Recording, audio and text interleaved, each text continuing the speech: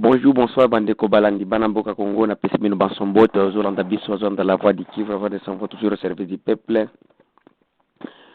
Avant ya kokendeko banda émission na biso lelo, la voix du Kivu, na lingi na tangela bino no lettre oyo gouverneur à province Sud Kivu na yebi bato ebelize ba moni déjà lettre oyo, mais eloko na ngai ya kokendeko tanga lettre oyo ezapo oyo tolobaka ke lokuta eyaka na sincère mais vérité eyaka kaka na escalier mais ekomaka pe na ezokende nano kotanga lettre oyo objet nango eza instruction oyo lettre gouverneur à Sud Kivu akomaki na date le 30 juillet 2021. République démocratique du Congo, province du Sud Kivu, Bukavu le 30 juillet 2021, numéro 01 bar 747 bar cab bar GoPro bar SK bar 2021. Transmis copie pour information à son excellence Monsieur le Président de la République, chef de l'État, avec l'expression de nos hommages le plus déférents. Son excellence Monsieur le vice-premier ministre, ministre de l'Intérieur, Sécurité, Décentralisation et Affaires coutumières, tous à Kinshasa, Gombe. Honorable président de l'Assemblée provinciale, Monsieur le vice-gouverneur de la province, Monsieur le ministre provincial de l'Intérieur, Sécurité, Décentralisation et Affaires coutumières, Monsieur le directeur de l'ANER, Sud Kivu, Monsieur le commissaire provincial de la PNC Sud Kivu, Monsieur l'inspecteur chef de poule 8 de la territoriale, Monsieur le chef de division de l'intérieur et sécurité, Monsieur le chef de division des affaires coutumières, tous à Bukavu. Monsieur l'administrateur du territoire, Monsieur le chef de secteur de Lulenge, tous à Fizi. À Monsieur Gadi Mukiza Nzabinesha, à Minembwe. Messieurs, me référant à la décision de surséance de l'installation de la commune de Minembwe, annoncée en date du 17 octobre 2020 par son Excellence Monsieur le Président de la République, aux députés provinciaux du Sud Kivu et du Nord Kivu à Goma, ainsi qu'à la lettre numéro référence KB bar Miss bar DAC bar SK bar 2079 bis bar LLN bar 2020 du 15 octobre 2020 du ministre provincial de l'Intérieur, Sécurité, Décentralisation et Affaires coutumières du Sud Kivu, annula les PV de votre installation.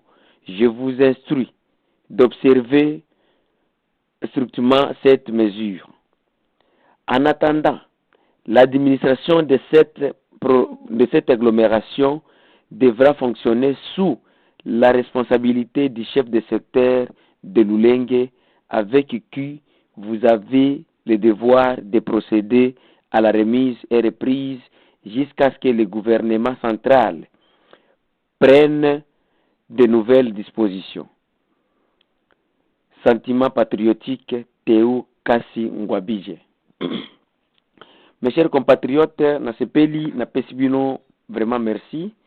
Ndenge bouti kolanda lettre oyo na lingana loba po na nini, na lingana loba po komona ndenge batu ebele oyo bazana kati ya mboka na biso awa na mboka ya Congo, ba Rwandais oyo tozoko benga lelo bazoko mibenga ke baswa diza banyamulenge bazali kaka kolukende na makambo ya lukuta, soki azoluko bala makambo ya lukuta akanisi kende ko convaincre monde.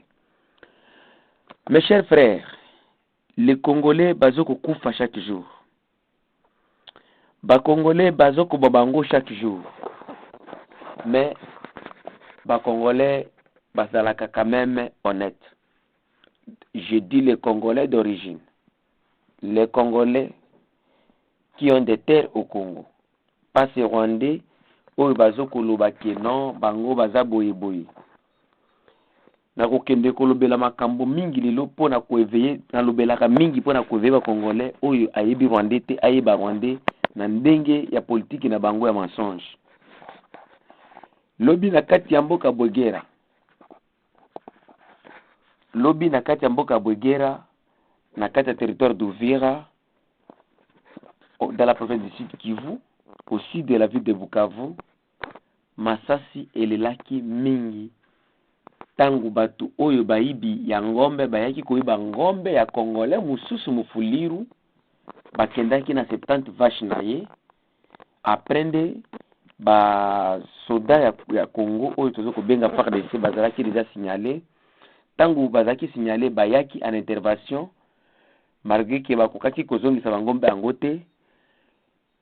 Tangu masasi bandaki kolela, à notre grande surprise, un Rwandais, kombo na ye Enoke Sebineza, ayebani très bien, a tweeté makambo ya lukuta. Oyo, tangu ndeko Bitakwira Bihona Hai Justin azokolo ba réalité, tozoko mwana ba bureau na Nations Unies zoko bima kolobake non, Bitakwira asali incitation à la haine, asali boye, ba mona incitation à la haine ya ba Rwandais te, ou be lukuta ya ba Rwandais te, la Nations Unies balobake lokote, les Nations Unies balobake lokote.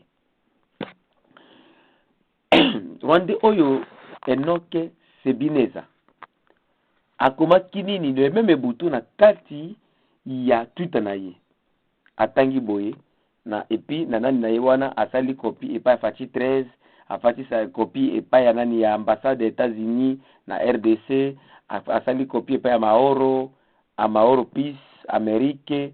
Donc moni ndenge makambo na bango lukuta bakapasa bango batindaka makambo na bango lukuta.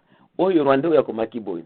Après l'appel du 19 septembre 2021 de Bitakwira à la mobilisation de sa guerre totale contre les Tutsis, Bar, Banyamulenge, une attaque est en cours à 22 heures locales contre les déplacés de Rurambo à Bwegera, Bar, Uvira.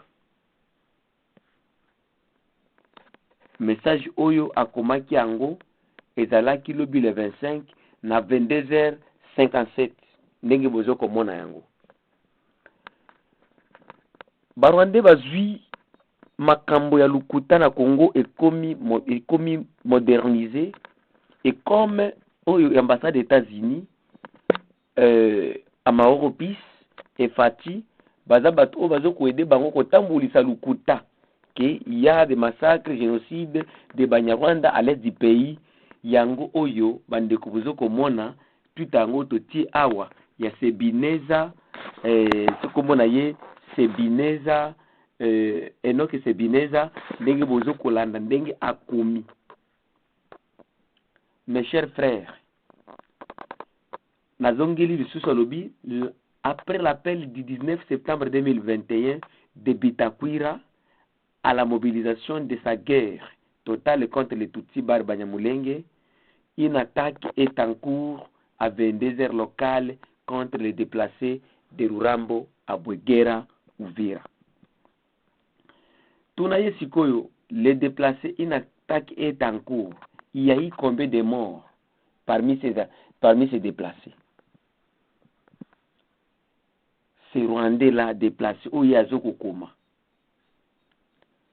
Makanika pour le moment azokoboma bandeko na ye moko ya Banyarwanda soki amoni lelo soki omonani ka kotelemi na fana militaire affaire de ce Congolais ozokosola na ye sort na yo et pas Rwanda ta koboma yo yango ebomisi ndeko Sébastien bato abomiye baza babikino na ba muhire na ba nani ba muhire ba oyo ba momiriza et puis preuve ça que bikino 3 jours passés tango alingaka alongwa abima Minembwe akende Bukavu na aérodrome ya Minembwe ba intercepta ki yekino banquete za en cours.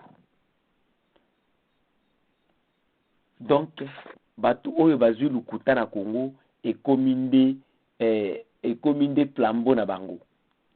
Et puis nayebi sikoyo nazokanisa vie moko ya Munyarwanda akufaki kaka la mingi te, abisaki nga kiloko moko ke Banyarwanda oyo baya na 1959 na 1962 bango bazalaka muke, et puis bango balingaka kimia, balingaka biso bakongo topesa bango place ya kofanda, bafanda na bango na kimia. Mais ba oyo baya na AFDEL, ba oyo baya na ba 86, ba oyo baya na 70, nde ba oyo bomonaka bazaka na bapete ebele, et puis bazana mbongo. Et comme leur doctrine bango ba Rwandais batuti mutu aza na mbongo te azalaka na mwa dirite, nde bango oyo ba Enoch Sebineza bapaya na kati ya mboka bazokolinga koseme trouble. Tosengi pe na bureau oyo ya Nations Unies ya droit de l'homme elandela Twitter ya oyo Rwandais Sebineza. Sebineza ozolanda biso bisika nyonso ozali. Na Twitter na yo oyo okomaki ke après l'appel de 19 septembre 2021 de Bitakwira à la mobilisation de sa guerre. Sebineza oyebi bien ke makanika azokubuma bino mingi. Lelo ba Rwandais mingi bazalaki na bango bakimi bazokukima ndeko na bango bakomi na nani na Uvira, il y a plus de 100. Tout ça information nyonso plus de 100 Rwandais bakomi déjà na place nani na Uvira bazokukima. Je dis ça pour que Oyo Sebineza a se corrigé et puis a la paix poursuivi parce que Oyo a incitation à la haine. Une incitation à la haine, Sebineza, Enoch Sebineza incite les gens à la guerre. Vous avez vu Bitakwira hier, nous avions dit que non, Tokubanda Kokangabito. Nous appelons le bureau des Nations Unies de nous dire où se trouve ce monsieur Enoch Sebineza. Tangu makanika zo kuboma Sebineza kokiko kukumate. Mais tangu miyibi ba yeko iba ngombe ba Congolais lisusu. Ye abandi kokomake, ce sont des baiswa des abanyamulenge nde bazo kokufa. Tozana besoin Sebineza ayebisa biso attaque yango ebumaki bato boni. Et si réellement nous avons le bureau des Nations Unies qui est honnête au Congo, il faut mutu oyo akangama. Aimons le Congo, mes chers frères, compatriotes congolais, pour notre pays est infiltré jusqu'à la moelle épinière. Et si notre pays est infiltré jusqu'à la moelle épinière, donc c'est à nous les Congolais de défendre notre pays. C'est à nous les Congolais donc de tout faire pour sauver notre pays. Yango bandeko ba oyo bazokolanda biso na butu ya lelo na moi ya lelo toyebake mensonge nde ezokoleka, mais tokotikela yango pate tokobundesa yango tina suka. Secrétaire général représentant vice-représentant Nations Unies azalaki na Est na Sud Kivu, précisément à Uvira, azalaki na akenda Minembwe akei Kaoloholo. Message na ye azoko senga ke bana mboka les vrais patriotes oyo bato bayebi situation STT balaka babenga ngo maimai groupe négatif, bana mboka ba déposer armes. Monsieur le vice-représentant des Nations Unies au Congo, pouvez-vous être sérieux? Bakongolais baza kokufa, les ADF baza ko bato butu moi. Makanika za ko bato butu moi. Les CNRD baza ko bato na ko violer butu moi. Bakongolais tango bakutanaki na gouvernement balobaki gouvernement basala opération ya contraquer ba groupes armés étrangers. Qui les protège? N'est-ce pas vous les Nations Unies? Les Congolais ouvrons nos yeux. Ces gens-là, ils ne sont pas là pour notre intérêt. Et comme nous sommes déjà des fans, tout ça n'est pas comme vous kokendete. Mais Je félicite les Congolais de l'Est oyo bamipesi mpona kobundela mboka balobi même États-Unis ekita soki na mabele na bango eza libéré te bakotika te. Vraiment courage bana mboka, courage toninga mboka na biso. Mes chers frères, mpona kokende kosilisa tolingi toyebisa bino ke mise en place ya bamilitaire esalami na este ya mboka na province ya Sud Kivu. Bazo kolungula oyo baye kote boye eloko oyo esengeli bokumisa yango bo féliciter eza ko tozo ko féliciter colonel Epanga oyo azali na kati ya mboka Baraka asali musala munene oyo population lobby ekotaki na balabala kosengaki akende te po aza moto aza proche na population. À chaque fois soki bamiyibi banani ba infiltrer balingi bakota azozala toujours proche ya population.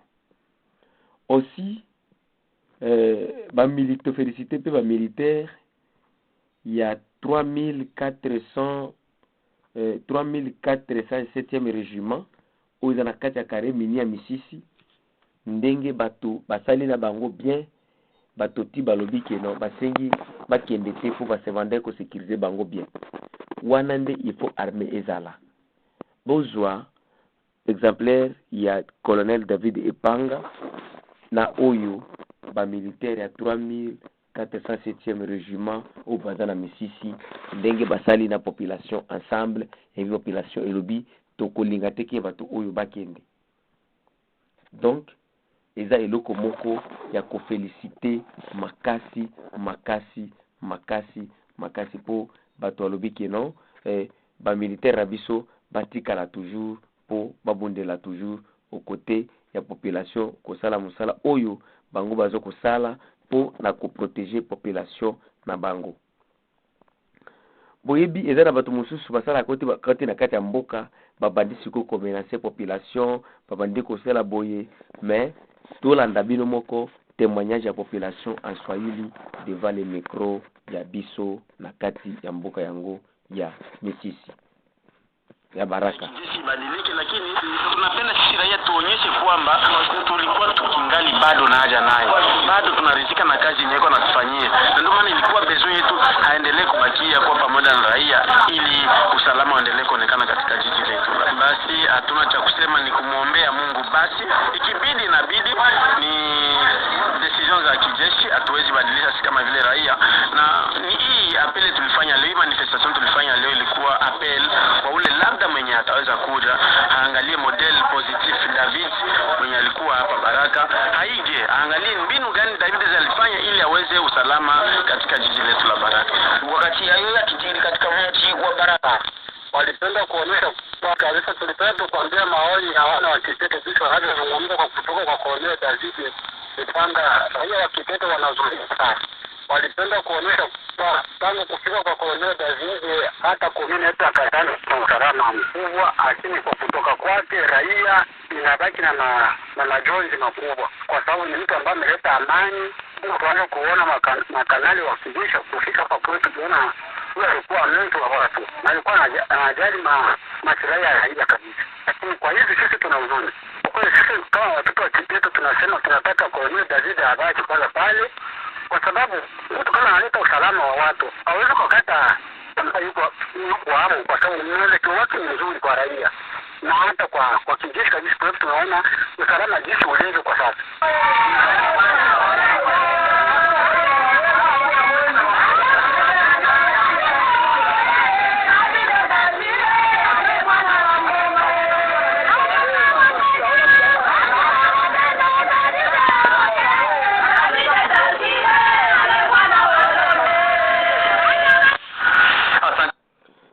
Donc merci mingi bouti kolanda ndenge population zo ko témoigner ba témoignage na bango po na ndenge colonel David Epanga azo kosala musala ba place oyo akutaki sécurité zaki makasi asala kipo na ko sécuriser ba mama na ye ba papa na ye vraiment ndeko David colonel David mon colonel na pesi lusako na sengi pe ba na interpeller ba militaire belé bozala exemplaire soki bokoti na place moko boye bosala bo meka kosala musala ya bien oyo kosala ke population lobi ele la bino population lobi ekanisa bino po na bolamu bandeko balandi ezalaki ya bino la voix du Kivu la voix des sans voix toujours au service du peuple na yaki po na koya koyebisa ba congolais ki lukuta eyaka na ascenseur mais vérité eyaka na escalier mais ekomaka pe bolandaki batango barwande bandaki kulo bakambo ba minembwe nini lelo minembwe ezongaki na kati ya maboko ya secteur ya Lulenge comme ndenge bato bandaki kolinga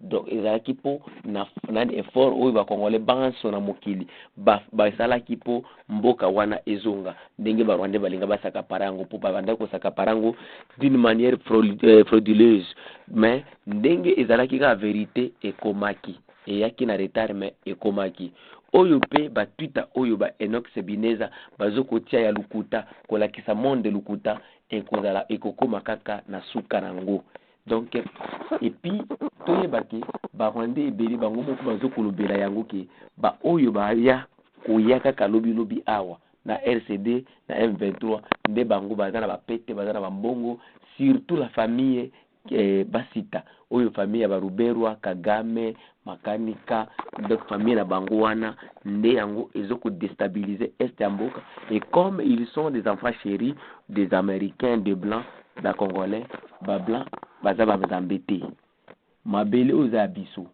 soki kosila tosila biso banso ensemble merci mingi wa pesa ki biso à l'écoute pour na kolanda biso tosengi bureau ya Nations Unies elandela makambo parce que ça incitation à la haine topesi bino masombo bote oyo alingi a contacter biso ok contacter biso numéro biso za plus de 143 85 8808 330 email na biso la voix du Kivu 45@gmail.com merci.